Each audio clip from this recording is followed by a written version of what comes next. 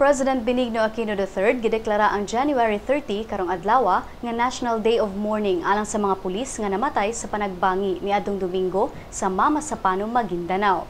Base sa gipirmahang Proclamation 953 ni President Aquino nga gipahinungod kining adlaw alang sa mga namatay nga mga personnel sa PNP-Special Action Force human sa operasyon sa grupo sa Mama Sapano, di nakaengkwentro ang mga miyembro sa Moro Islamic Liberation Front. Matod sab sa proklamasyon nga giawhag ang tibuok nasod nga mag-ampo alang sa mga pulis. Gimanduan sab ni Aquino ang tanang public institutions o military installations nga paubsan ang pag-isa sa Philippine flag karong adlaw. Gitawag kini nga Half-Mast. Subay sa pag-obserbar karon sa National Day of Mourning, si Aquino nanguna sa necrological service sa mga namatayng pulis sa Camp Bagong Diwa sa Taguig City karong adlaw. Sa iyang bahin, si Davao City Mayor Rodrigo Duterte nibutyag nga naguol og nasuko siya sa pagkamatay sa kapin 40 ka mga elite members sa PNP staff.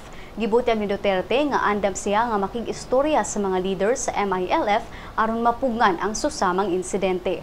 Apan bisan pa man sa nahitabo, si Duterte nisulti nga kinahanglang ipadayon sa national government ang peace negotiations. Ang Malacañang nibutyag sab kagahapon nga ang DSWD nagbuhat og bank account alang sa mga gustong muhatag og donasyon sa mga pamilya sa mga namatayng pulis. Makita sa inyong screen ang account name og number alang sa mga donasyon.